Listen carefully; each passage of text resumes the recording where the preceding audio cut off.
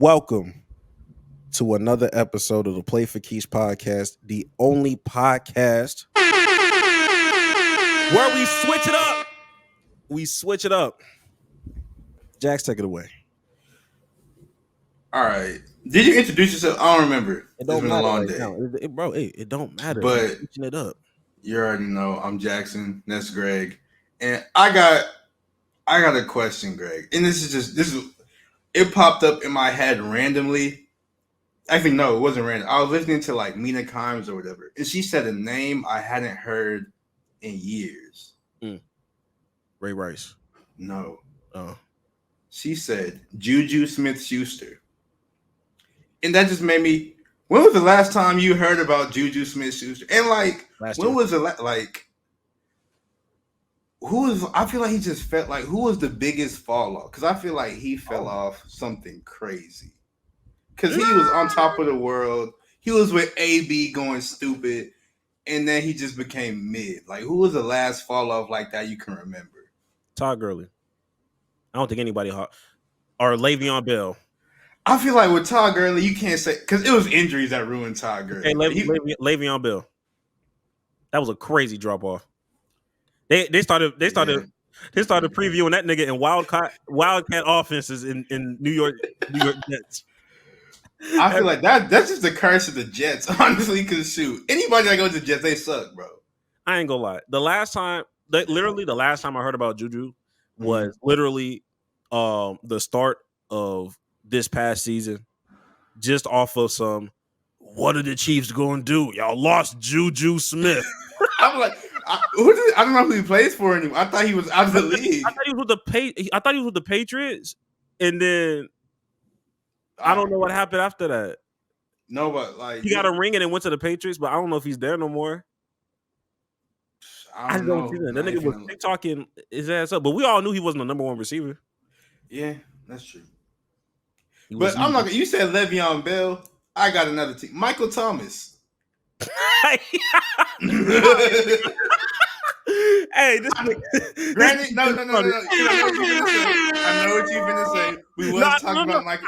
I didn't do it. I didn't say nothing. No, but we was talking about Michael Thomas earlier, and this had nothing to do with that because the name really just popped in my head because I remember he got released. But yeah, bro, Michael Thomas, he fell off something crazy too. He did fall off. He was very overrated.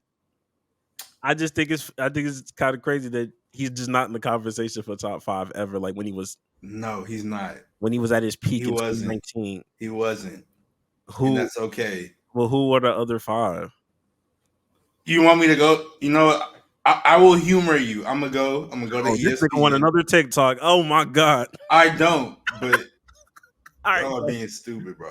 All right, bro. Come on. And also, we also skipped on another person who fell off something crazy. Deshaun Watson. Okay, that is a crazy drop.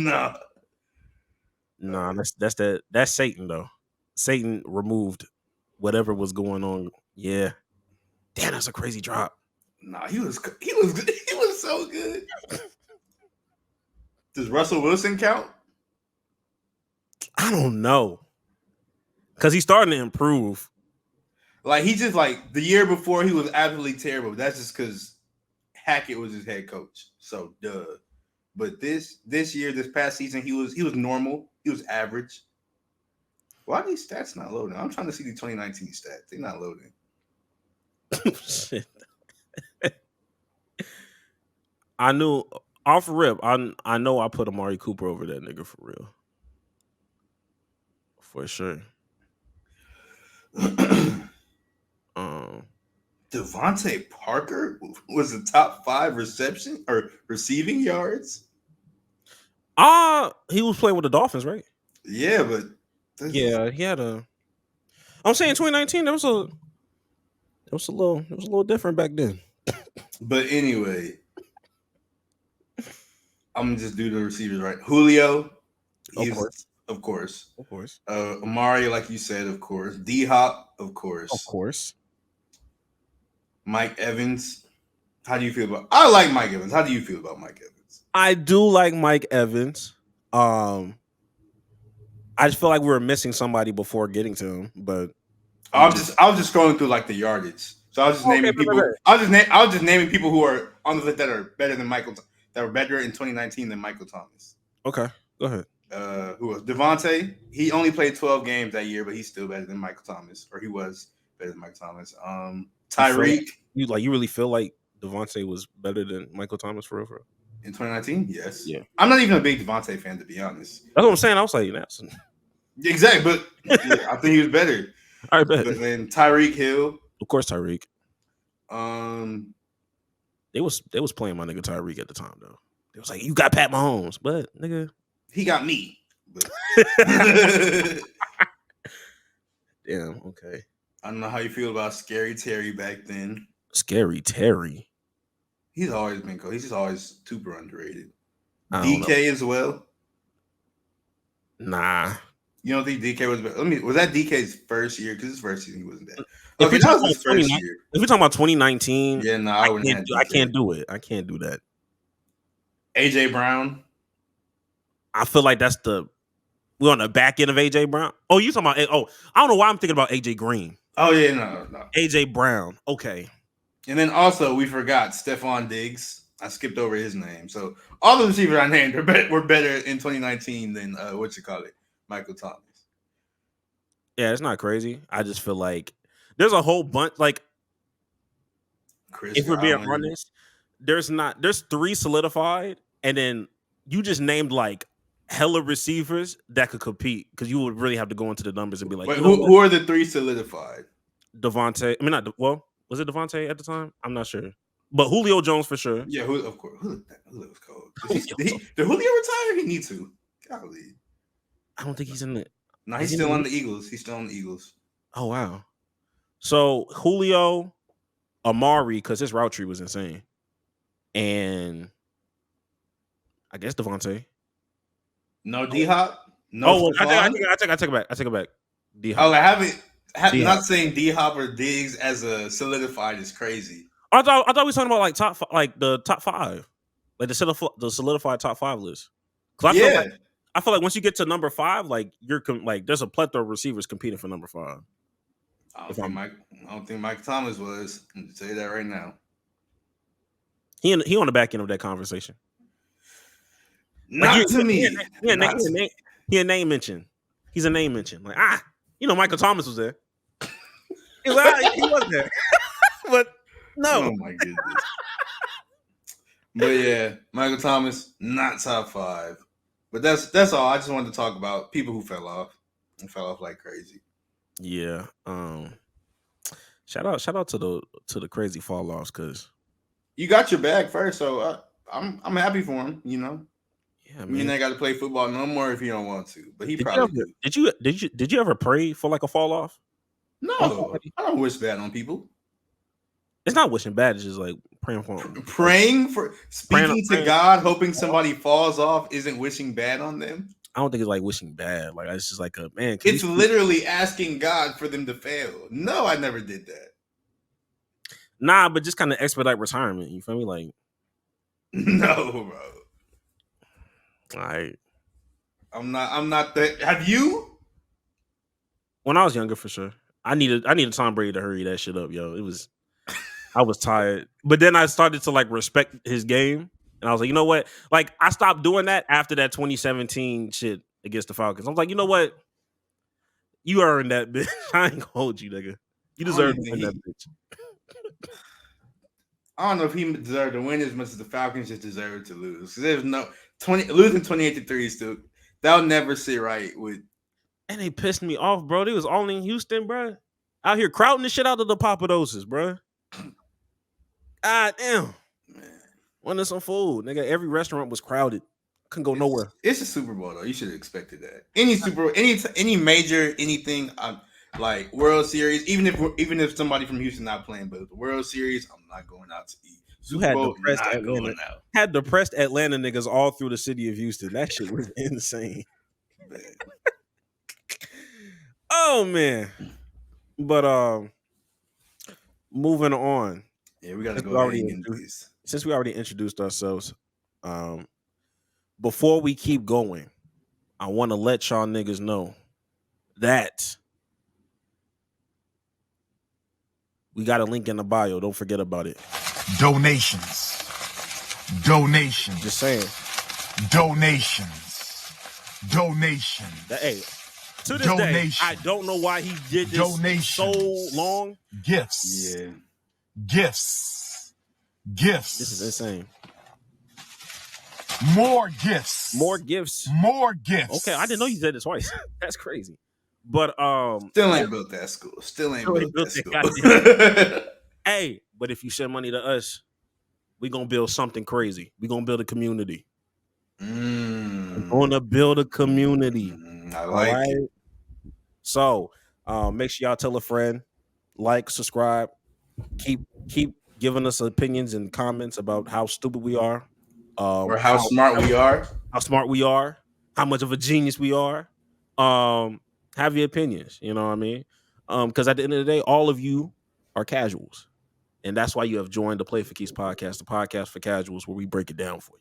Like, the only person that's not a casual is the people who are actually playing the game. In my honest opinion. And even them are a bit casual at times, i.e. Rashad McCants, i.e. Gilbert Arenas. If you know, you know. Jax, where you want to start? We got to start with Justin Fields, man. He's officially, last podcast I was like, man, why don't nobody want Justin Fields? Well, somebody wanted Justin Fields, and he is now a Pittsburgh Steeler. Yeah, man. I'm here for it. Steelers acquired him for, I actually don't remember the details of the trade. It was a 6th-round pick that could turn into a 4th-rounder. Yeah, it was nothing crazy. Yeah. And it came out that the Bears, they wanted to do right by Fields. And Fields, there were other teams who offered better packages, but Fields was like, nah, I want to go to the Steelers. They're stable. He liked Mike Tomlin and all that. And, you know, Ryan Poles, the Bear GM, he was like, you know what, Justin, we put him through hell these 4 years. We might as well do him right one time. So shout out to Ryan Poles, the GM for the Bears. Don't shout out that nigga. All right, never mind. I'm not shouting you out. We hate you, Ryan Poles. But it's just, this whole thing just makes me wonder, like, why why did the Steelers do that? They just got a quarterback. Why? I'm so confused. Why did they get? Why? Well, I get it from Justin Fields' perspective, and the reason why, before I go into it, the reason why I said what I said about Ryan Poles was mainly because we giving Ryan Poles a little too much credit, a little bit, in my opinion, about doing right by Justin Fields. Basically, what I think happened was all of these trades were fucking similar. All of these packages were similar. You weren't really getting anything crazy. Like, what you was getting from the Eagles wasn't significantly better than what you was going to get from the Pittsburgh Steelers. So they was like, you know what? Then we'll side with the air caution. But do you think for 1 second, if they got some real shit back for Justin Fields, I mean, but turn it down and be like, you know what? We respect you, and we're gonna take you to Mike Thomas, even though this nigga is gonna give me 2 first-round picks and something else. No, nigga. I think you had said even on a couple of podcasts before, like, nobody was gonna give up anything, like, no first round. Like, so of course, yeah, for sure. So of course they'd take this deal. Like, nobody probably, like, the best offer might have been like a third, maybe. So I mean, of course, it's splitting hairs, really.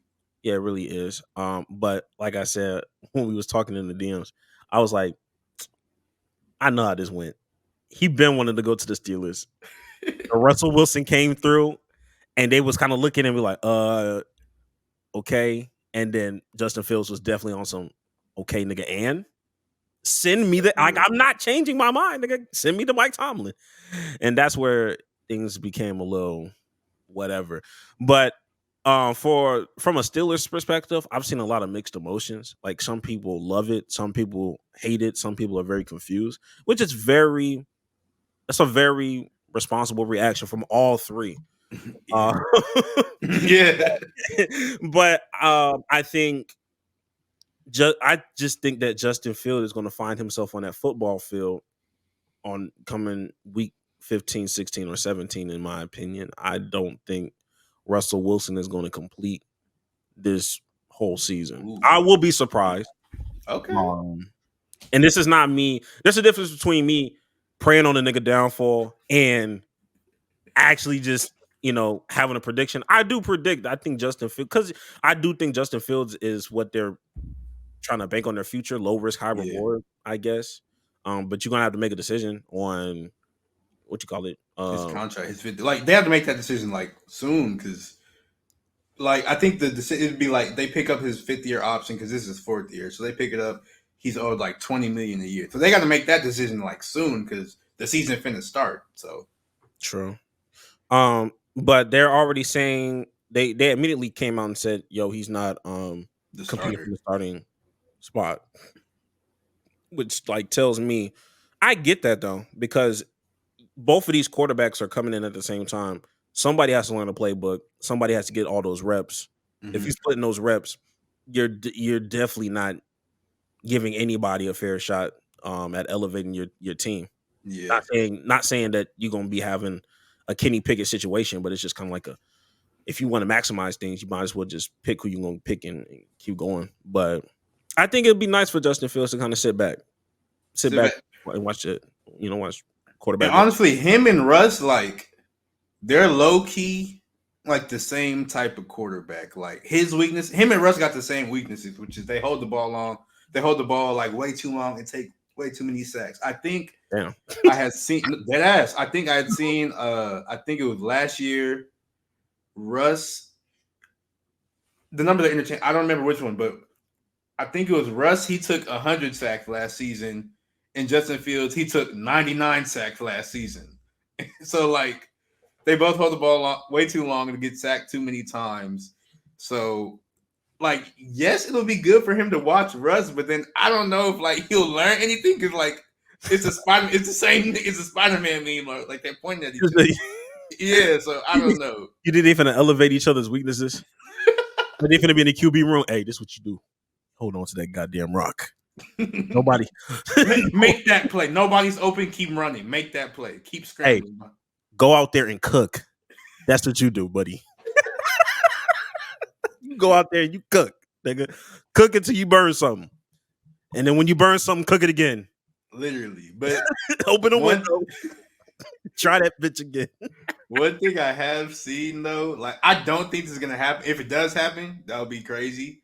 Yeah. But like since Russ's contract is only like $1 million or something crazy like that, the Steelers can still cut him in training camp, and like it's not gonna count for nothing because they don't owe him nothing because the Broncos are paying the rest of that contract. So they could still cut him in training camp if they don't like the results they see, and that would lead to Fields being the starter and all that. I don't think that can happen, but that's just the option. That's an option. I truly believe that's not going to happen, unless Russ says something crazy like a racial slur, and even then, I don't even think Russ is. Well, you think Russell Wilson says the N-word? Probably cringely, like trying to fit. I think he tried to do it one time with the Seahawks, and then that's when that's when everything went wrong. That's when the Legion of Boom was like, you know what, nigga, I don't like this, bro. Why does everybody hate Russ? Like he just seemed like that. Like he seemed like a good person.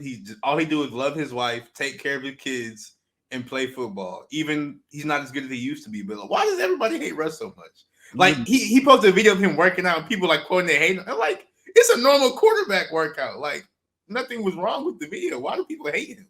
You really just described Chance the Rapper. Really be honest. But Chance the Rapper started making bad music. Okay, and he started making bad plays. But people hated Russ before. People hated Russ before the bad plays, bro. His teammates did. True. But like, what did he do? I will say that smear campaign for the Broncos. Now that one surprised me. I'm like, all right, y'all really not addressing real issues. Jerry Jeudy is on the football team making bad plays, and y'all out here talking about Russ.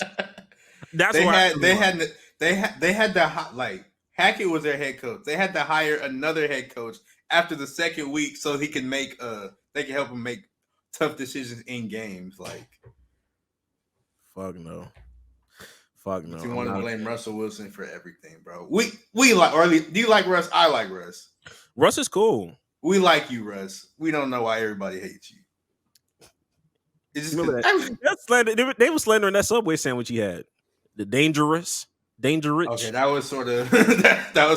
It's real dangerous.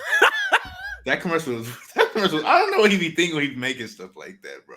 Hey man, he try to double down on the corny, and sometimes it hits, sometimes it misses. I don't think he should never. If you corny, I don't think you should double down. You only double down when you're around your bad bitch. Yeah, because she obviously like you, so Yeah. you can do that with her. You can't do that with the outside world, bro. This is why he's never on Twitter. So smart man. I'm not gonna hold you. Does this change how you feel about Chicago? Not Chicago. Pittsburgh and their playoff hopes. No, because I think you said you don't think Russ is gonna start the whole season. I think he will because Russ he's just durable. Like I don't think he's gonna get hurt. Like his only injury he had was like the last year he was with the Seahawks when he I think broke his finger or something. And even then he came back sort of fast. So I don't think it's gonna Justin Fields' addition, it's not gonna really affect anything because I don't think he's gonna play. So yeah. But I think it does solve your issue that you were talking about. Like, yo, they're never trash enough to go into the lottery to get that quarterback. True.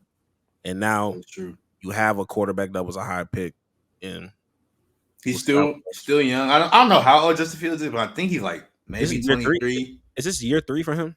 It's gonna be his 4th year. Really? Oh shit. Oh, Justin Fields.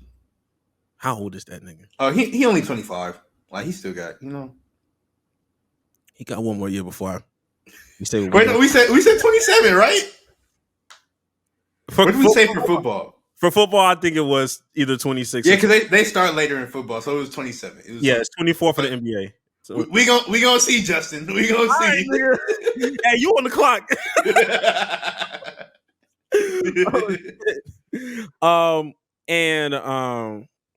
Understanding what it does for Chicago. Obviously, I do think that Chicago's gonna get Caleb Williams. I don't think there's they're foregone conclusion.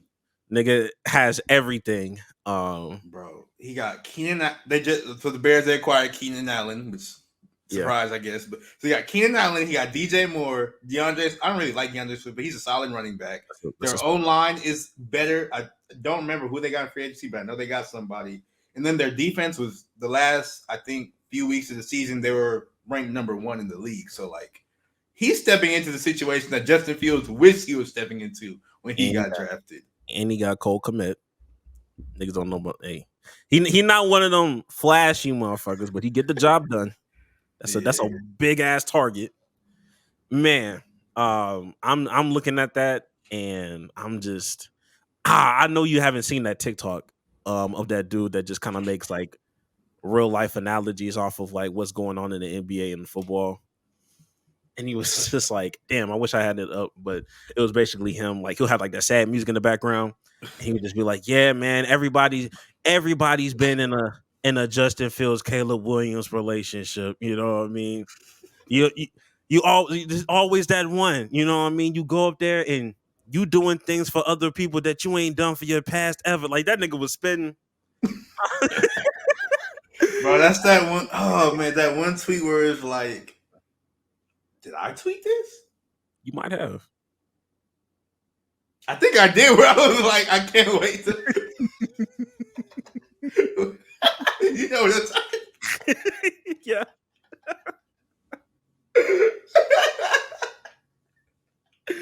Yeah. Oh man, good time. That nigga was spitting. That nigga was cooking. I ain't gonna hold you. Yeah. God damn. Nah, man. I miss when you was funny on Twitter, bro.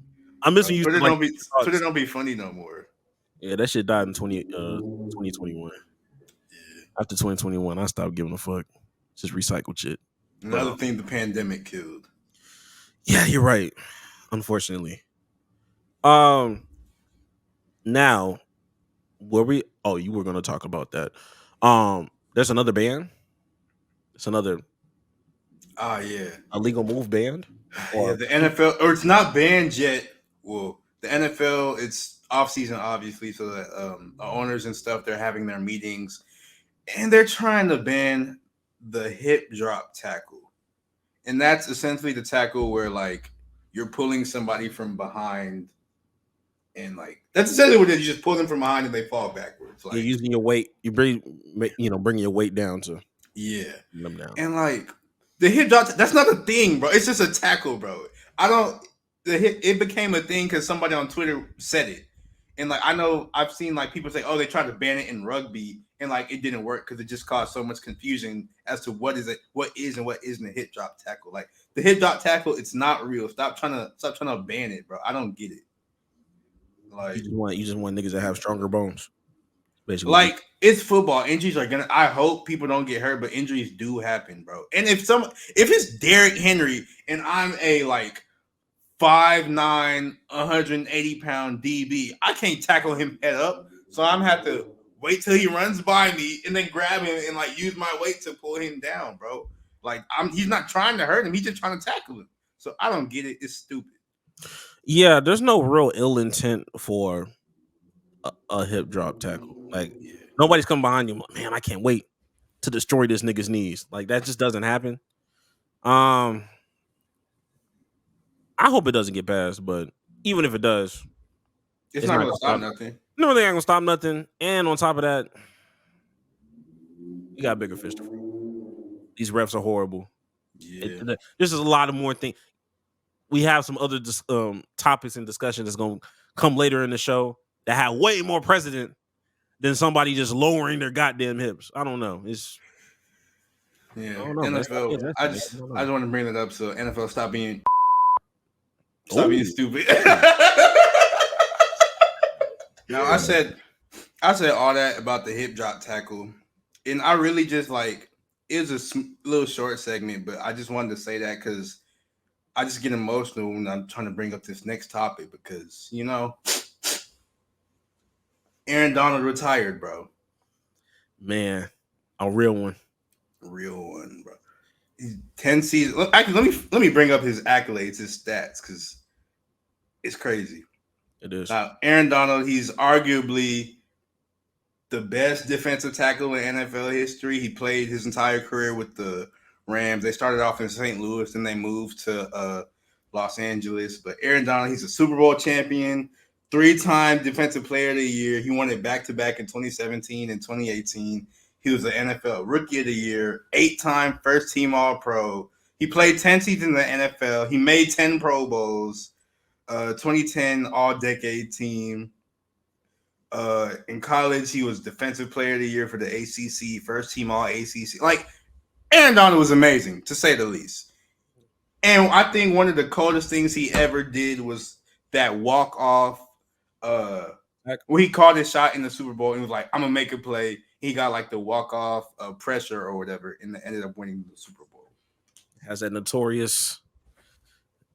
No, that was tough. When the ring me celebrate, that was tough. Aaron Donald, tough, bro. Amazing career. But I have who was he one of the best or is he the best player you've seen? The best defensive player you've seen in your lifetime? Best defensive player. I would probably have to say yes. I probably would. There's only one other person I could think of, and that'd just be JJ Watt. That's what I was thinking too, because man, nigga, I ain't gonna lie. Yeah, hey, we got a TikTok on that, so it's not like I gotta go crazy on it. I would give it to JJ Watt, but Aaron Donald is. If you give it to Aaron Donald, had a longer consistency. He's the only. He's been good every single year of his career. 10 years, he's good every single year. He's the only player that he never got hurt either. Like he's the only player, and his workouts are like ridiculous. He 300 pounds with a 6-pack, bro. Like that's insane. That drug test that man immediately, and I bet they did, and I bet they were like, we can't find anything on him. This nigga's clean. He's just too good, bro. He's the only person in my lifetime where I'm like, he legitimately is in the conversation for, one of the greatest defensive players of all time. A legit, like he's like somebody says that, it's not a crazy thing. And could you pull up the tweet I just sent you? Yeah, I got you.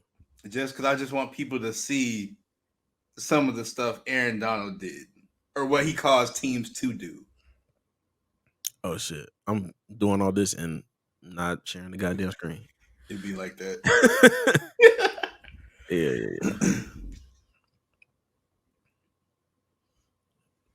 Alrighty. Yeah, look at it, and he's not like particularly tall. Like he's like 5'10". He's only 6'1". Oh, which 6'1". That's tall for like, or I guess relatively tall for like a normal human. But for a defensive tackle in the National Football League, he's tiny. Ridiculous. And for the people who aren't watching the video on YouTube, it's pictures of Aaron Donald getting triple and quadruple teamed. And I think in this picture, he's still making the sack. Yeah, the nigga look like I ain't gonna lie, the nigga look like Luka Doncic and James Harden the way they be guarding this nigga. Bro, it's 3 people around him, 3 people tackling him, and then there was it looked like he on offense running a ball. And he would be doing this and still getting to the quarterback. Because I can tell in this picture I can tell he's finna break that. He's finna go right through that. Yeah, bro. This is, and like I said, like when I see things like this is, and no shade, this is that shit I be talking about when I hear Michael Parsons complain about stuff. Like, yo, it's warranted. I get it. Niggas just holding you. But nigga, there are levels. There are tiers. I ain't never heard this nigga ever complain about it because he found a way to still get there. He is never ineffective. Calling him, if somebody was to call him the greatest defensive player of all time, that's still not overrating him. He is literally one of the only players you could never overrate. There's nothing you could do to overrate a player like Aaron Donald. So and then one more thing to sort of just, let people who are sort of uninformed about how good he was just illustrate how good he was. There was a stat. It said his pressure rate, or when he's double teamed, his pressure rate is still higher than the average NFL D lineman when they only have to face one blocker.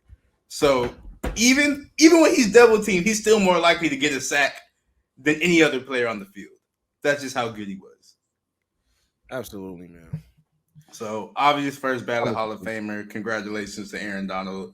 And I'm glad he got out like healthy and relatively early, because only 10 seasons he got him a Super Bowl ring. Like he done accomplished everything, bro. He really like the perfect. This is a perfect career. Perfect career. I don't know what he's gonna do afterwards. He don't gotta do nothing. He doesn't seem like a nigga that's gonna be on TV like that. Or he seems like one of these niggas that's gonna like go back into like defensive coaching. I could see him being like a lineman's coach or something. But he'll take some time off before. But you'll see him back like 5-6 years later. He'll be on a podcast every once in a while as a guest only. But he won't have his own shit. So nah. He's doing it the right way. Yeah. Well, speaking of doing things, well, not doing things the right way, but doing things the wrong way. There was some I've been sort of out of loop with a whole lot of sports stuff this week, but Greg, he brought to my attention a couple of scandals that's been going on. So I don't know what's going on. Yeah, there's a few scandals going on. I don't even know where to start. I don't know if I want to go baseball. I don't want to go basketball. Well, go baseball. We ain't talk baseball in a minute. It's not the NSO. We ain't talked about baseball. Right, in a minute. Right. You're right. Shout out to the NSO. We brought a new challenger to the NSO universe. You feel me? Welcome back, baseball. Welcome back, Shohei Ohtani. Last time we talked about Shohei Ohtani, he had a mega $1 million deal, bro. That is like 700 or something crazy. $700 million, but 682 is gonna like happen later in life, just to make more cash space for the Dodgers, whatever. But that's not what we're here to talk about. We're here to talk about his translator getting fired due to gambling issues, gambling debt, whatever you may have it. And this story is not really a straightforward story. Like it's not black and white. I thought it was based off of everything that's going on. But he got fired because they're calling it a massive theft of millions of dollars extorted by Shohei Ohtani. Basically what happened on his side, based off of how he explained it on Tuesday, was that he was gambling illegally, because it's still illegal in the state of California. So when doing it in California, you can gamble through credit. Like there's a credit option. Instead of you just putting up the money up front, you can be owed. And it's like but when you start losing, I was like, that sounds like a terrible idea. yeah. So it's like it was a smaller company because of course it's illegal. Smaller company, just trying to boost his stuff up. And he would get he would send the loan stuff through Shohei Ohtani's name, and it'll go through his account wired, whatever. So it started off as like $1 million debt. And that nigga decided to up the ante so he could like clear the debt, but just got worse because he sucks at it. It got up to $4.5 million in debt, in gambling debt. That's disgusting. Fucking disgusting, right? And so his account was, okay, I finally I told Shohei about what happened, and he was obviously pissed. And I wonder why. Like, and he was just like, but this is granted, he didn't touch his money at that time. He was just in debt. He was asking, hey, yo, can you help me pay this debt off? He was pissed. He was like, okay, I'll pay this under the premise that you're never going to gamble again. Like, you're not going to do any of this shit ever again. He was like, yo, I swear. And then some people was just like, well, why? And he was like, he went on the computer. Shohei Ohtani went on the computer himself and like sent whatever the payments were that needed to happen in installments. And some people were just like, well, why didn't he just give you the money so you can just take care of it? And he was just like, in quote, Shohei didn't trust me with the money. He didn't want me. He was afraid that I might gamble that away too, which is fair. No, he's right. Hey, bro, let me just hold the 4.5. I'll send it to the dude. Like, no, I'm not stupid. So it was coming out of Shohei Ohtani's name, and when you send a wire, you had to put like some kind of memo, and it was loan. The MLB had no clue this was going on. ESPN journalists figured this shit out and raised questions and asked questions of like why, because they thought Shohei Ohtani was out here gambling, and they wanted to make it abundantly clear. Nah, Shohei wasn't gambling. It was his translator that was moving stuff. Now the next day happens, and now Ohtani's executives are saying, no, he never had a conversation about gambling debts.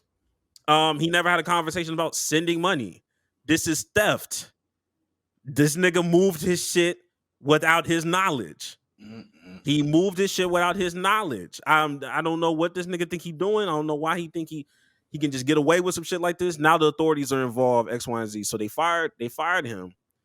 Keep in mind, these niggas are in South Korea about to play baseball, whatever.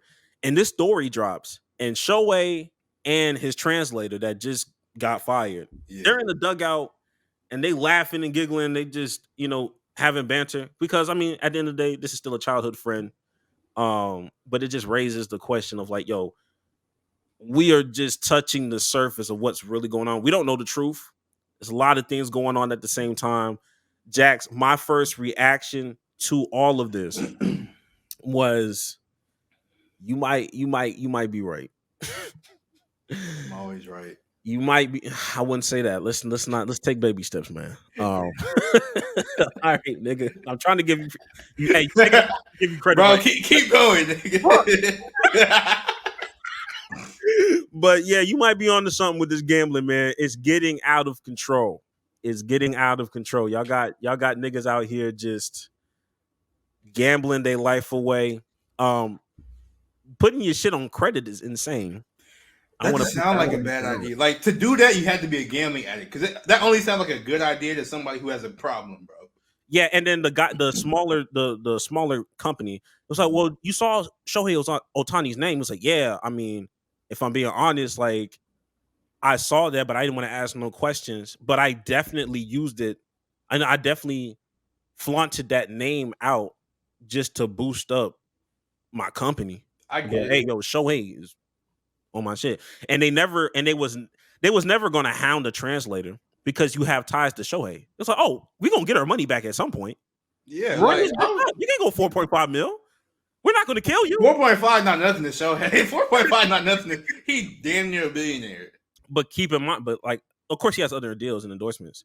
But keep in mind, $682 million ain't coming back to him till 2034. So you're working with 1.2 million a year plus other endorsements. So 4.5, I would still be pissed. I'm like, nigga. Oh yeah, dog. If you somehow get, if I'm a millionaire, it don't matter how rich I am. If you run off with $1 million, I'm gonna be like, bro, what? Like, nigga, you could have asked me, like, nigga. Like, I might have said, I would probably said no to $1 million, but I'll give you like half a mil, something like that. 500,000 ain't shit to me. Like, you know? But my first thing when I learned about this story from you is this is all Shohei Ohtani's fault. And the reason for that is because he don't need a damn translator. He can speak English. Shohei Ohtani knows English. He does not need a translator. Bro, you be come on now. He knows it. He doesn't. He can speak. He just doesn't want to. Bro. He's just the Asian version of niggas, bro. He just trying to put his community on. Bro, he's trying to put his community on for real. You know how that go. I don't want to hear it, bro. You know he did not need a translator, bro. He know English. Of course, bro. I don't need somebody. I don't need a shoe manager at all.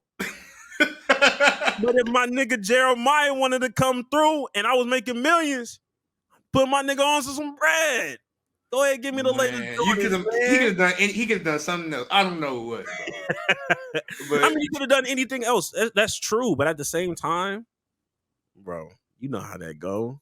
Oh my goodness. You know how that shit go, man. You translate, bro. Shut up, Shohei. Well, I mean, I bet in 2018 he really needed that shit. In 2018, bro, he knew English, bro. The whole time, bro. I'm pretty sure. He just don't like to. No, I looked at you and said he just don't like to speak it. He's more comfortable with his first language, which, of course, is your first language. Yes, you'd be more, like Giannis probably more comfortable speaking Greek or whatever. I don't know where he's from, or he from Greece, or he from Nigeria, but neither here nor there. But still, so hey, that's all your fault. You ain't need that translator. Let's not victim blame. I'm victim blaming. Let's put the blame back on the nigga that needs help. You need to call that number. Stop giving that nigga excuses. There's call that number. Call that fucking number. Is it 1-800-GAMBLER or 1-800-GAMBLING or something like that? You know the number. I know he know that number. A lot of niggas need that number. Especially the niggas that was threatening that nigga JB Bickerstaff, which is the next culprit. The next culprit. That nigga tattletale, y'all. He did not tattletale. If nigga threatened his life, that's not tattletaling. Call it what you want. All right, bro. I salute that nigga. We should have more tattletale ass niggas out in league. Nigga told the NBA, hey man, niggas is threatening my life over some bullshit. So apparently that happened a lot last year or last NBA season. He reported to the NBA. Niggas found got a hold to his number, started talking about where his kids lived, what school they went to, his addresses. That's crazy. And the only reason why I said tattletale was he was like, yeah, they found him. We didn't press no charges, but we found him. You see, that's when I start getting in that tattletale bag. Nah, nigga, give that nigga the full extent of the law. You threatened my family. Hey, what's wrong with you? Why are you so fucking nice? You're not getting the full extent of the law. I'm coming to kill. Personally, I'm gonna do it. Like that nigga still wants his job, bro. Ooh, I don't care. Don't ooh that shit. That nigga got a family to feed. Boy, come on, don't ooh that. He has a family to protect. He already rich. JB Bickers, he a head coach, bro. They make money. I hope he's not stupid with his money. Like, I would listen, bro. I would have hired a hitman. Hey man, the views of Jackson is the views of Jackson and Jackson alone. If anybody decides to look at this podcast, bro, this is none of this is all jokes. None of this is real. I bet it is. Jokes. But man, this game, don't wink. I hate you, bro. Hey, blink if you're in trouble, man. Keep my eyes on. I go, nigga.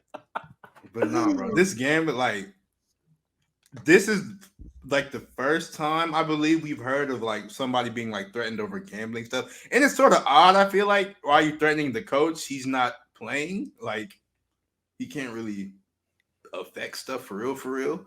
But No. this is like our first instance of that, and I think this will just continue to grow because people are insane. Yeah, I mean, when you do, I mean, it's all about the mental health of North America in general. Like all of this stuff in moderation, I guess is cool, but you gonna have crazies out there, so it's tough. It's the same thing about guns. Like I wouldn't want to give niggas that have mentally challenged things with, I wouldn't give them niggas a gun. Yeah. You know what I mean? Why would you should be like there should be clear signs.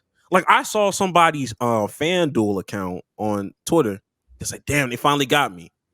And it was a letter basically like removing funds out of his FanDuel, like, or the government took money out of his FanDuel account to pay for his child support that he did not pay like last month or the month before. He deserved that. He deserved that.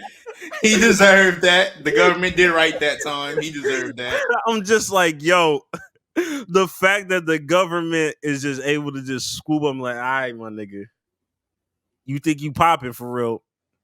Nah, come on now. Come on, my nigga. It like I said, niggas' priorities is shit. Yeah. Niggas think they one parlay. That's the problem. Everybody think they one parlay away from generational wealth. Until you get how that works. Until you owe 4.5 million to them people. You gotta lie about your friend and all that. Like, hey, nah, don't let Jax fool you. You're not getting the 4.5. They're gonna kill you before you get to 100K. They gonna knock at your door, run around that 100K part. They never gonna get you to it. You don't know Shohei, nigga. Shohei was his lifeline. If he didn't know Shohei, yeah, my nigga, they would have been going crazy. He would have moved back to Japan or whatever. Oh, you would have did something, man. And they still would have found that nigga. They would have found a way. You're not wrong. 4.5? Nah. But yeah, man.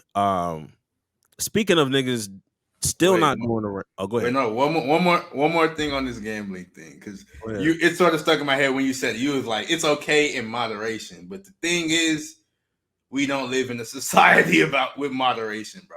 Everybody wants more, everybody greedy, and like with gambling, it's like it's all this stuff is good now, good quote unquote, because it's in the early stages and everybody's making money in this, that, and the third, but like. These are clear-cut early signs that this is like a gambling like bubble or whatever you want to call it, and it's gonna pop. And when it pop, like people aren't gonna have money no more. Like you see all these podcasts getting rolled out, and they're sponsored by DraftKings, FanDuel, this, that, and the third, because the money's good right now. But once that bubble pop, ain't gonna be no more money. Everybody finna get laid off. Everybody finna be in debt. All that stuff. Now you see miscalculation right there. That's where that trap card get there. You know, you almost had it, but before all of that happens, Saudi Arabia gonna get that call, man. Saudi Arabia gonna get that call, and they gonna have the money to supply that shit too. Man, oh, you need our services? Yeah, all right, bet. Under our extreme conditions that we have our hands in everything. I'm glad niggas is starting to see the vision. I'll leave it at that. The information you just told me, that just solidified everything. Oh, yeah, I see the vision. Yeah. Give it about 5-10 years, you gonna see some shit. Man. 2 more Olympic races, and we might see a change of the guard. It is. But yeah, man, I agree. with the what you call it, with that gambling shit. More bad decisions, more wrong decisions that are happening. And I'll be short with this one. The ex Timberwolves or Timberwolves analyst gets fired and charged with burglary after stealing a hard drive from one of the executives at the facility. At the time, we didn't know what was there. It was just NBA strategic whatever, information. And come to find out, they raided his house. They found multiple hard drives. Multiple is crazy. They found multiple hard drives, like his own personal, that I guess he was like going to transfer different things from that one to this one. And it was like, yo, what's going on? He was like, yeah, in quotes, yeah, I was going to put some things on there, going to put some stuff on there, but never did classify like what he was going to put in the actual thing. What was he cooking? Nobody knows. We'll find out later in life, I guess. He's been released with the notion that he can't leave Minnesota, and he cannot go to anything that's owned by the Timberwolves at this time. The nigga is fired. They did get the hard drive back. All the hard drive stuff had salary information on there, people's addresses, personal information on there. When I started when they said NBA like strategic stuff, in my mind, I'm thinking like, damn, what you still in the X's and O's? Like, what we doing? But once I found out, I'm like, this is more like NBA executive. He was finna do some fraud. He was finna do some fraud, some money laundering. I don't know what he was gonna do. I don't know. Which is why, once again, Jax, you're up to something because that nigga was not doing this for free. Nobody's doing this on their downtime. It's not a hobby. This is not a podcast. Like, you're doing something with this information, and you have multiple. I don't even own multiple hard drives.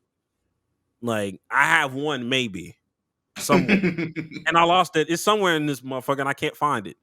But Jax, I'm not going to ask you what you think was going on. Nobody knows. Shit. How does this affect Anthony Edwards' legacy? I think he's the real thief because he's stealing the show for the Timberwolves. Yo, that tweet is funny as fuck, yo. That nigga's been on a fucking tear, bro. God. He murdered a man. He murdered John, or he didn't murder John Collins, but he murdered John Collins. He concussed him. He left the game. He left the game right after that. They didn't. If y'all didn't know, just go Google it. Go look it up. Just type in Anthony Edwards. It will probably be the first thing that popped up because he dunked on John Collins with such force that they didn't want to say John Collins had a concussion, so they called it a head contusion.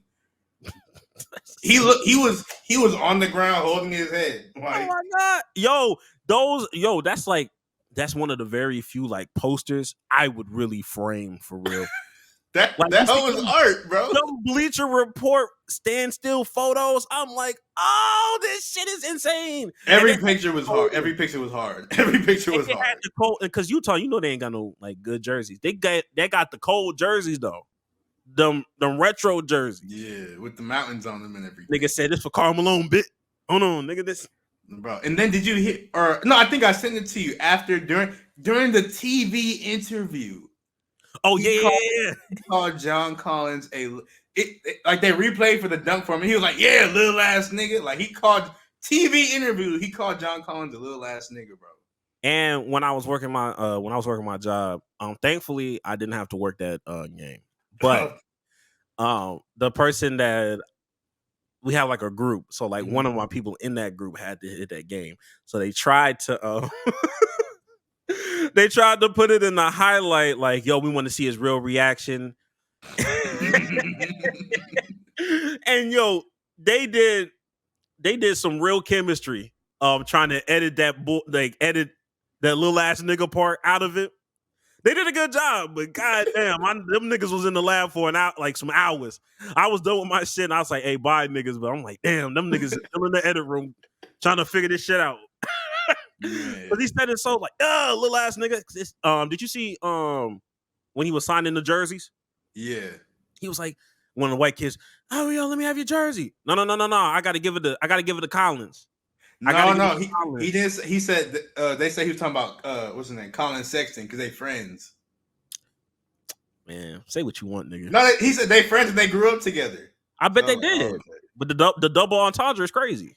It is though. It is. The double entendre is crazy. The agenda's going crazy. The agenda's going crazy. I will push that agenda, nigga. I don't care. I know the truth now. I'm still pushing that John Collins agenda because that's nasty. That's nasty, nigga. But yeah, man, all that. And this is my last thing about the Timberwolves, and I'll leave it alone because we got some things to talk about. Do you believe? Does this change your opinion on the Timberwolves being contenders or pretenders? These Anthony Edwards moments, like, because you know how we were in the first part of the season, like, man, Them niggas are first round out. We don't give a fuck about them. I'm not taking them niggas. Karl Anthony Towns. But now we're looking at Anthony Edwards and we're like, man, this nigga cold. Like, I want them to be contenders so bad because I just like Anthony Edwards, but I'm so sorry, bro. It's just Cap, bro. I can't do it. It's really just Cap. Hey, man, they having some uncomfortable conversations about who's the better player out of Devin Booker and Anthony Edwards. The answer is Anthony Edwards. The correct answer is Anthony Edwards. A lot of people are saying that this is because of recency bias. Nah. Because Devin Booker's cold. He is. He's not Anthony Edwards. He just shoot better. I think that's it. But all the mid-range stuff Book do, Ant can do too. And Ant's better at defense than Book. Like, Book, he's not. I wouldn't call Devin Booker like he's not a he's not a traffic cone, but he's definitely not a traffic cone. He's not a traffic cone, but he's not as good at defense as Anthony Edwards is. The versatility is not there for sure. And now I'm looking at the standings to see who the Timberwolves would play if the playoffs started right now.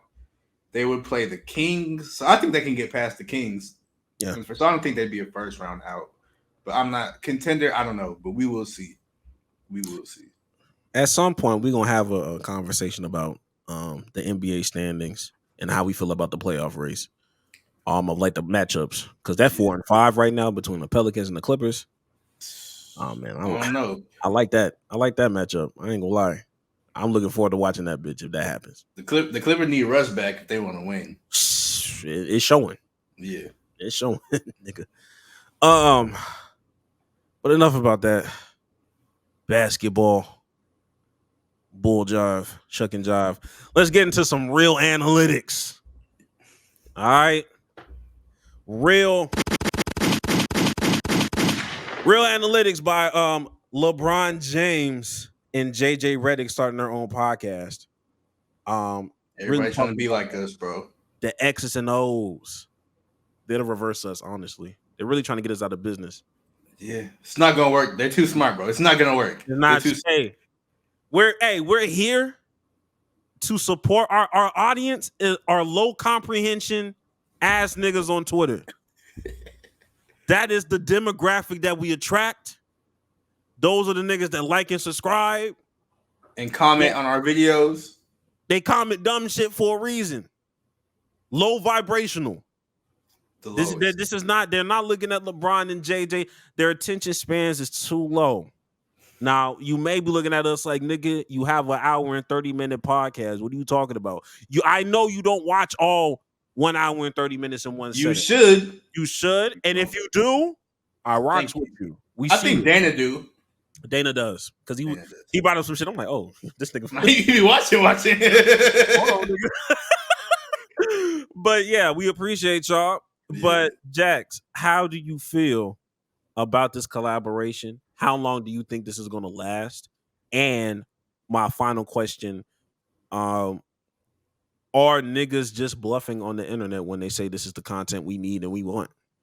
To answer your first question, how I feel about this collaboration, it's unexpected because I just don't picture LeBron and JJ Redick together. Like normally LeBron, he work with his friends and stuff. I guess him and JJ are friends. I don't really know about them interacting with each other, but I mean they clearly have a respect for each other, respect for the game. So absolutely, it's gonna be good content because it's two high IQ basketball minds. But people, wait, what was your second question? I don't know. You was that. I don't even remember the first and the third. I don't remember the second one. The second, what was the second one I said? I was just like, how long do you think this is gonna last? It's gonna last until LeBron gets hired. Until LeBron doesn't want to do it no more. That's it. Because they don't need to worry about sponsor or nothing. LeBron's I understand that. I think that's of course because they both got bread. Yeah. But how long do you think LeBron is gonna take before he just gets tired of this and I'm cool. I think LeBron, he's sort of setting up his. You remember Kobe had that detail series. It's sort of like that. And LeBron, we know he's gonna retire relatively soon, or at least. Well, we don't know. We don't know. It's I've been saying niggas been saying that for 2015. We can't. But that tweet was like, he's 30. This won't continue for much longer. Psych. 10 years later. Yes, absolutely. So, but I think he's sort of trying to dip his hand into like that, like Kobe Bryant as detail side of things. So I think that's going to be like his avenue or whatever for when he retires. That's going to let him still be. He's always going to be connected to the game, but it's going to give people a chance to like hear his voice a little bit and how he thinks. He's probably going to use it sort of in the same way Kobe did, give props to people and all that. So I could see that. But no.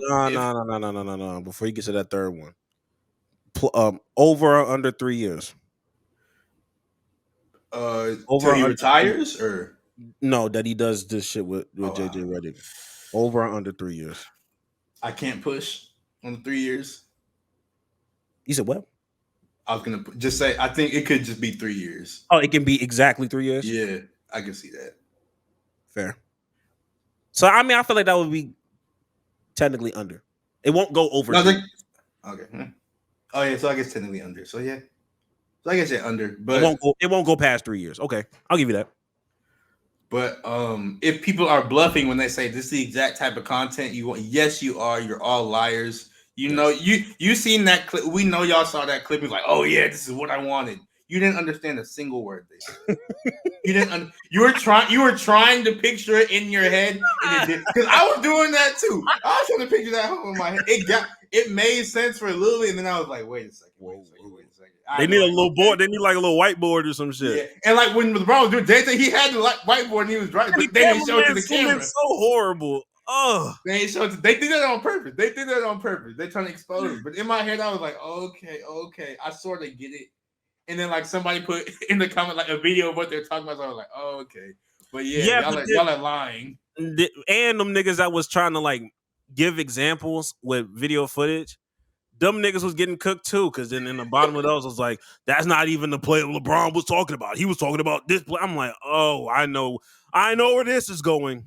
Yeah, I know where this is going. Stop the madness. You do not want. This is not the content you want or need. You think it's the content you need. It's not the content you want. You think you want it, but you don't. You don't care about picking the picker. You don't give a fuck about that. You don't care. You don't care about B.O.B. America's play. You don't care. No, you want to talk about agenda pushing. Who got that? Whose legacy? Whose legacy? Y'all want to talk about that just MJ just got that aura, whatever the bullshit y'all want to say. Nah, man. And then y'all gonna sit here and lie, and I'm gonna start hearing y'all lingo, and it's gonna sound like LeBron, and I'm like, yo, stop dick eating. Stop that dick eating. I know where you're getting this from. But I agree with you, Jax. I don't think this goes past 3 years. I do think that people are bluffing because it's gonna it will be a good avenue to people who like legit want to learn about it. So it's gonna be a good avenue for that. But I already know people are gonna like watch 1 or 2 episodes and think they know everything about basketball.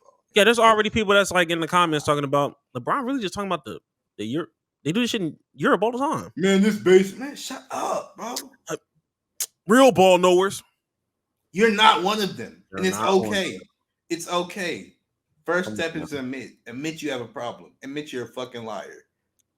Niggas out here telling me the game of basketball. I look at that IG page, nothing but backwoods. Nigga, I don't.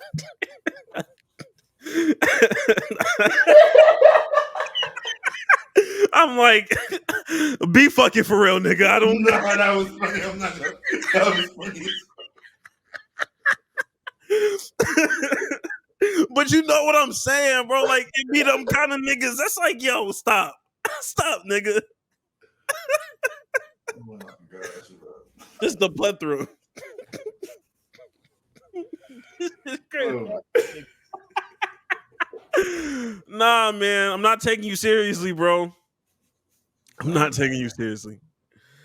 Oh, man. But like I said, LeBron got something. And you saw Draymond Green talk about, man, I just think it's crazy. He's just, on a podcast, but he ain't hit my show yet.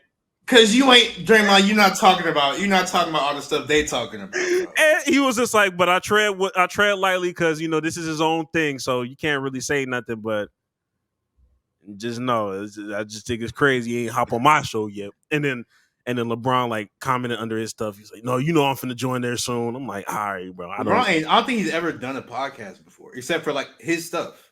He's done like different. He's done like television, like during that pandemic. There was like a few things he did with like Richard Jefferson, but like that was like organic. That wasn't like that. He's not going to the 520 podcast. He's not going to go see Jeff Teague or no shit. It would be hilarious. Like all that would be hilarious, but he's not. Oh yeah, that would definitely be insane. I don't know why I had technical difficulties there, but moving on because you know how this shit go. Ain't about that time. Is it? Did we cover everything? Yeah. Damn. Oh wait, no, you gotta piss on somebody's grave real fast. Man, I ain't gonna lie. Somebody at work told me, what Stephen A to the Cowboys is what I am to G League Ignite. And I kind of wanted to just like not believe it for real. But then when you sent me that text message today, the way I just hollered and laughed, I was like, they might be cooking. Dumb nigga, hey, if y'all haven't known, the G League Ignite is over. It's abolished. It's shut down. That's one article I wish I would have like dove into and just got a little bit more information. I don't think they had any more information. At least when I sent it. Yeah. I wish, cause I ain't gonna lie, I was really in my article bag. I've been reading a lot today. But man, I told you, I told you that. I told you, bro. I told you this was gonna happen. NILs basically said, hold my beer. It's a wrap. That just told me that the NCAA will never be cooked. That's all it told me. Yeah. No matter what we talk about with it, its downfalls and its struggles and whatever, the NCAA will find a way to evolve and they will find a way to end back up on top. We were premature about this being the death of college basketball. Yes, there's March Madness playing on my TV right now. I'm not paying attention to it. Is it buns? Of course it is. But at the same time, they will find a way to get back on top. And history will repeat itself. And then at some point, we'll have generational talent somewhere along the lines that will shake this shit back up once again. But I hope so. Man. Yeah, man. Just imagine. Just imagine. If I'm being honest, I think we're going to see some more stars these next couple seasons. Maybe not this season, maybe not this next season, even though Cooper Flag is there. But the death of the G League Ignite is gonna bring them players that are uber athletic and look like Derrick Jones Jr. and can dunk on niggas. They're gonna put them right back in college basketball. They're gonna put them right back in there. I hope so. College basketball, I don't know what happened. It don't got the same feel no more. Like you remember Kimba. Cardiac Kimba, you remember the step back? Oh yeah, it don't got that same energy no more. You remember John Wall and Boogie Cousins? We don't got that no more. Yeah, but he only played like 11 games, still number one pick. Like, yeah, but it's it's a combination of that. Like you got to have a combination because for every situation you have like that, you have a situation like 2013 where it's like, okay, Trey Burke.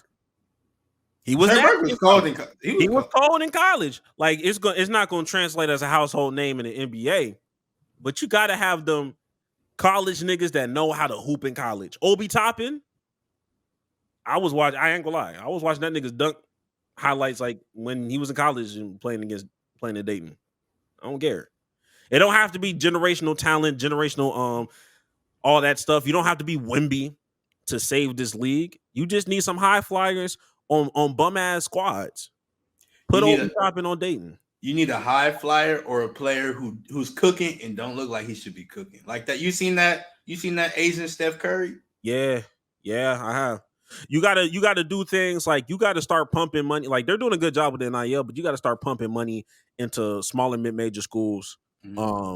So you can get more John Morants at Murray State. Yeah, but with the NIL, well, I mean, if they good for only 1 year, they might go to the NBA. So maybe that could work. That could work. How many years was y'all only at Murray State for 1 year or 2? 1. Okay. Yeah, so I can see it. It was one. Because I think him and Zion, they played on the same AAU team growing up. So but there was a couple players that played 2 years. Or maybe John Morant did play 2 years. I'm not sure. I don't know. But like I just feel like if you're in this age of NIL right now, if you're at a mid-major and you go crazy for 1 year and you end up staying a second year, I think you just end up transferring in the second year. Yeah. That's what Grant Nelson did. He went from North Dakota State to Alabama. Is he cooking? I remember seeing those highlights. Is he cooking at Bama or no? Like he's cooking, but there's a lot of talent on Bama squad. So it's not like he's the premier athlete. Like he's not the premier person, but he be getting his buckets. He got flashes. He has a nice little shot on him. I thought he was going to be like more of a dunker, but he can shoot that shit too. He's white. What did you?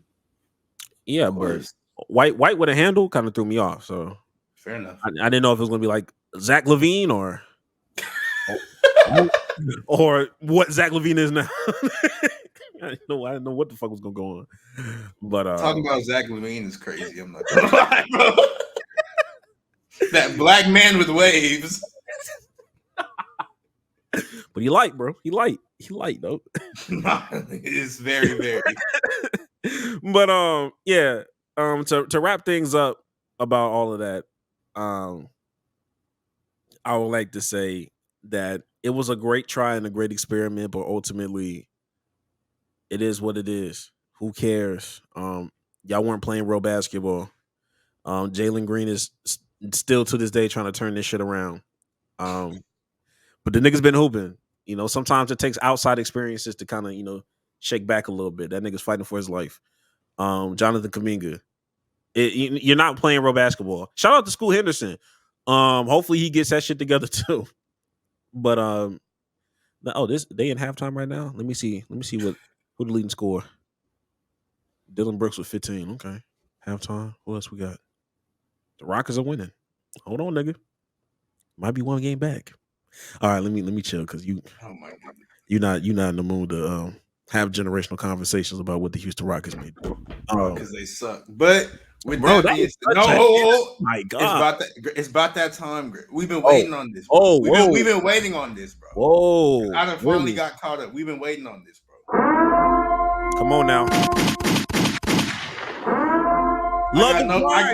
I got notes and everything, bro. Oh shit! That nigga got analysis.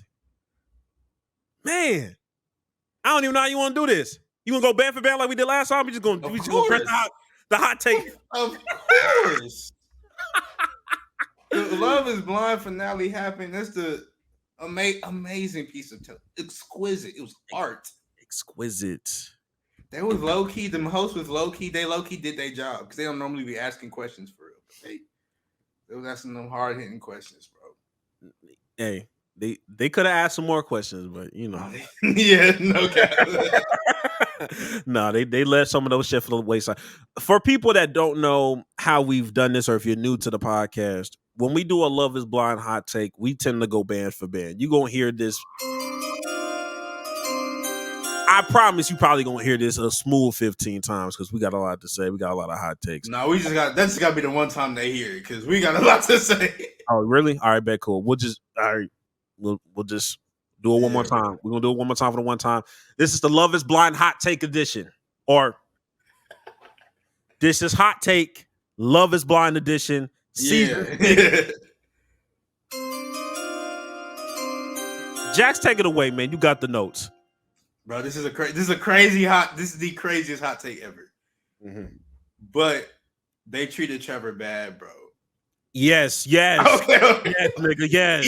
Even though he was in the wrong, bro. Like he low key stood on that. Like, yes, he was wrong. Yes, he was a bad person. Yes, he was like yeah, I'm toxic and blah blah blah, and I was lying to that girl at home, but like he admitted all that, and they just kept going back on. I'm like, damn, bro. Some fucking they hypocrites, bro. They hypocrites, bro.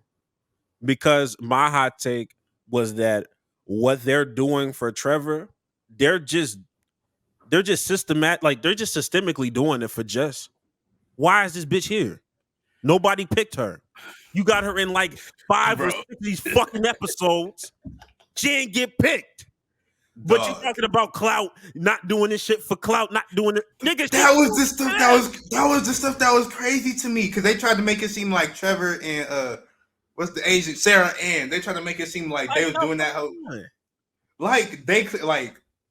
they obviously weren't doing it for clout, but they just kept trying to talk about the sanctity of the experiment and blah blah blah. And I'm just like, y'all know good and damn well that's not what happened. Exactly. I don't know what I was playing. They was playing it up because they didn't want to ask nobody else the real questions. Oh, yeah. Like they was playing it up because they didn't want to talk about Chelsea, bro. Because they let her slide the entire night. They let that whole slide the entire night. I ain't gonna lie to you. If we being 100, they really let that nigga Kenneth slide too. They really let that nigga Kenneth slide too. But I know why they did it though. Okay, I was like, there's some conversations you can't have on air, so I get it. Absolutely, but low-key, they let that man slide, bro. I ain't gonna lie to you. I was finna upload this sound, but I was like, nah, let me chill. I feel like you know what I was finna put on there. I don't, but it's probably for the best. We can cut it out. I was definitely finna put the I'm not gay no more. I am delivered. I was finna put that bitch on there, but I was like, let me stay focused, man. Let me stay focused because they was doing too much. Also, I didn't even know they recruited AD. Like AD wasn't somebody that signed up for that bitch. They went out and got That's what they said? I don't remember that. But they went out and got her. She was on I saw like a little like a clip of an interview. Oh. And apparently like she was like in a relation, like she had like a sugar daddy or whatever you want to call it.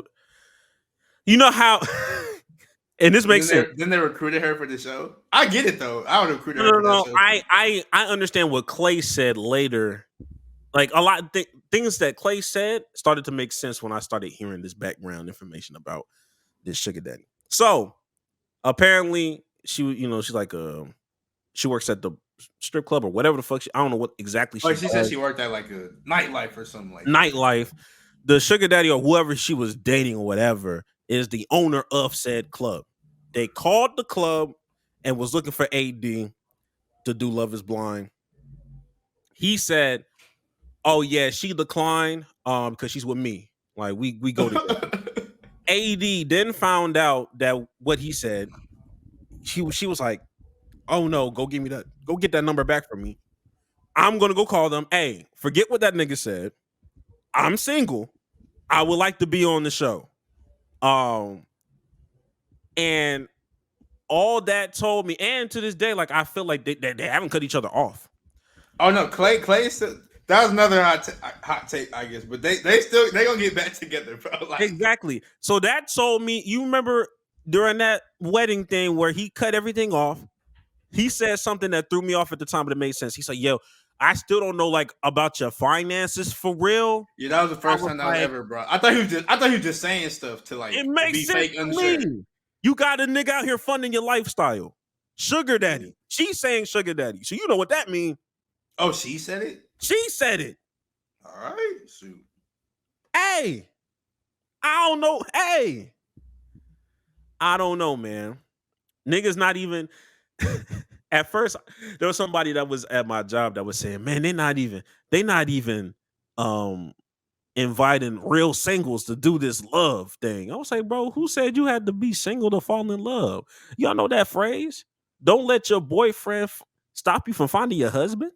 Of course. Like, come on, bro. Don't let you. Why would you let your girl stop you from finding the love of your life? Shout out to my nigga Ghost. Come on now. We see this shit all the time. But yeah, go ahead with your other hot takes. I got some more about it. We're gonna go back and forth. Oh yeah, I don't even know if this is a hot take for real, but Brett is a stand-up black man, bro. Okay. Yeah, he is. That's not a hot take though. Yeah, that's not a hot. I just had to get it out because like, bro, he was like, you inspired me, Brett, and I was like, I could see that, Brett a real nigga, bro. Then you're gonna be disappointed in my next hot take, because I don't think any of them old motherfuckers should have been there. I didn't care about a single one of them. I did not give a fuck about them. I don't care that girls. That one girl, she didn't even find love on the show. She was just pregnant, and they brought her there. I was like, I forgot who she was, bro. Like, who the fuck are you? I'm like, why are you here? I don't care about that shit. I don't care about none of these couples. Some of y'all couples was cool at the same time. I don't care. Why y'all here? They had their own episode where y'all can do like a look back or whatever. Like, cool, but like, not it's questions that need to get answered. And y'all out here hogging up screen time. There was this one bitch that was there that cut off Clay when he was talking, and he never went back to Clay after they cut that nigga off. I'm like, man, who are you? We don't need you. We don't need y'all here, dog. At all. Abolish that. Don't do that shit no more. Bro. Another thing I ain't like. Well, besides, I didn't like everything about how they handled Chelsea, but they was defending her for like telling that secret or whatever. And I was like, first of all, that secret not even that big of a fucking deal. But like, still, if somebody like, hey, don't. I mean, it could be. It's going on like international television. How you had sex with that man? Like, very true. That's so, like, true. I can see why you don't want that secret. But if somebody actually, hey, don't tell nobody this, and then you keep bringing it up, and then everybody was defending her. Like, why do people like Chelsea? Like, y'all saw that same show we saw. Y'all saw how crazy that woman was, bro. Yeah, she was fucking crazy, very delusional. Another thing. We keep saying this every fucking year, and y'all keep missing the mark because y'all really understand that love is not blind for real. So y'all just want to make the show. Y'all know it's not blind. Show, but y'all better do. Hey, for the last season, y'all better do what y'all need to do and put them ugly motherfuckers on there. Put them ugly ass niggas on there, and let's see if love really is blind. Because y'all was out here talking about Clay wasn't doing this. Such and such wasn't doing that. He was looking at, I'm going to see what some of these women look like when niggas like Ice JJ Fish lookalikes start coming through. These Flavor Flav ass niggas start coming through. Yeah, them talking. Y'all be confident in the pods because you know it's going to be some fine ass nigga or some fine ass woman there. But bring them ugly. That's my hot tag. Bring real ugly back to Love is Blind. I mean, or to Love is Blind. It was never in Love is Blind. Never. They need some real deal ugly people. They won't do it. Conventional ugly. Not fat, just ugly. That would be like, imagine two ugly people when they like first see each other. Like, hey, watch them both say ew. Ew, nigga, what the fuck? And they be like, nah, bitch, look at you though. This is crazy. That's real comedy right there. They either do it like that or be like, I mean, hey, hey, look, fuck it. A win is a win.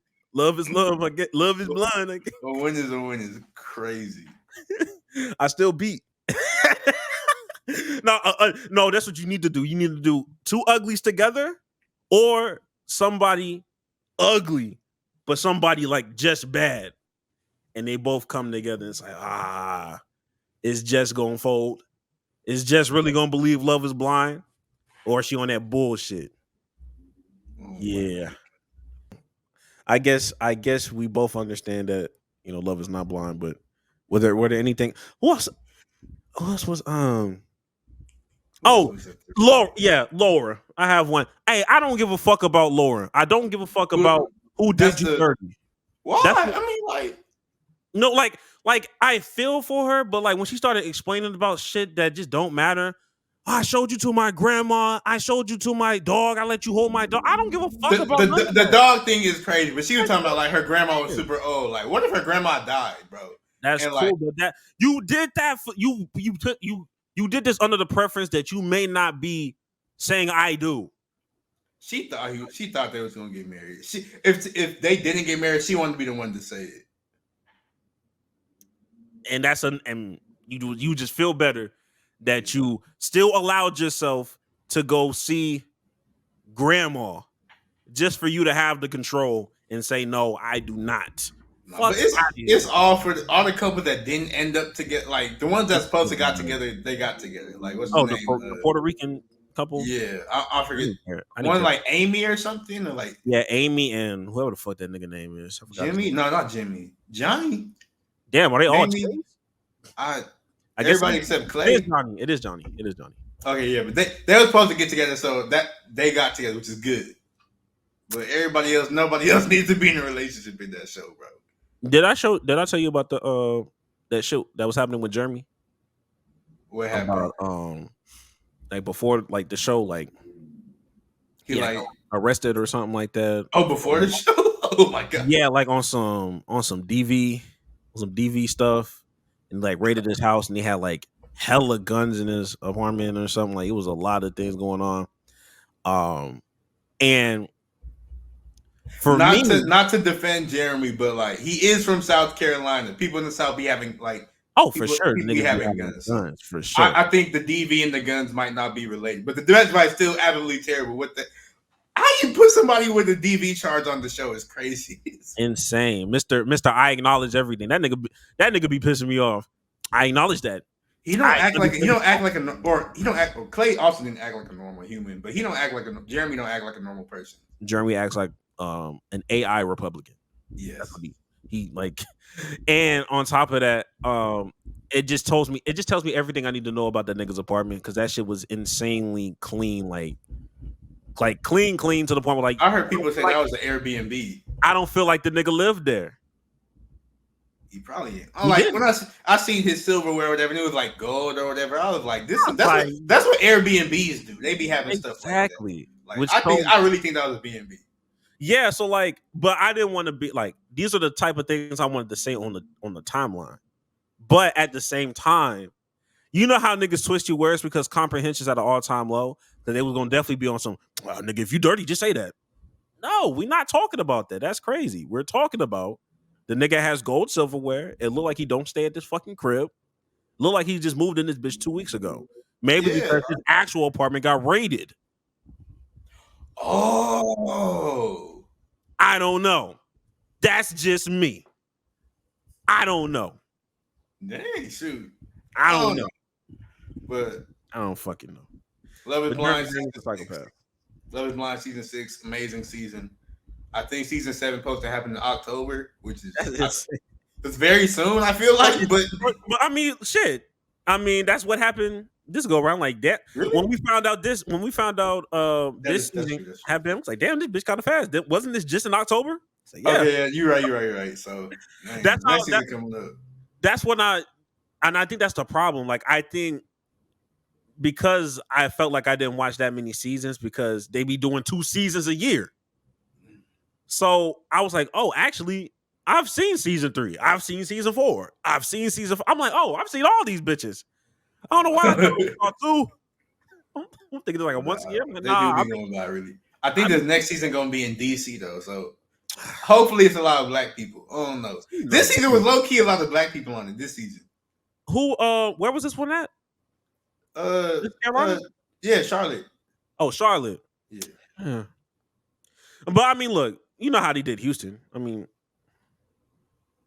Houston's low key a forgettable season if you really think about it. That what's his name? Kwame or what's his name? Uche. That was sort of important, I guess. Uche, and then the tall 6'7" nigga that got no holes at University of Houston. Milton. Name Milton. That's why. And pulls his socks all the way up, while wearing basketball shorts. But he got money, so I got to shut up. So he's an engineer. He got money. He got a bad bitch, even though she's old. She's an old bad bitch, and Jalen Green type beat. Trayvon Diggs type vibes, bro. Jalen Brown. Oh, was that your last hot take? Yeah, that's my last hot take. All right, man. Any last words before we get the fuck out of here, man?